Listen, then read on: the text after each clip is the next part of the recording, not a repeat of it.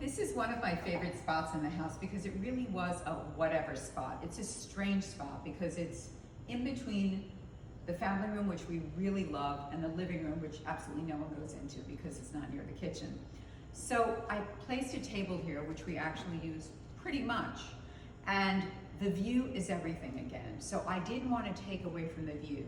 So I just created a beautiful glass table, simple, gorgeous faux leather chairs, and of course the beautiful succulents, which I love, bringing nature, always bringing nature into a space.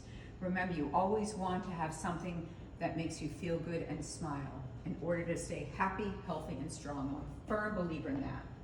My favorite piece of furniture in this space, of course, is this fellow right here, this hanging chair. Because, of course, none of the materials are made with animals. There's no chemicals in the fabrics at all.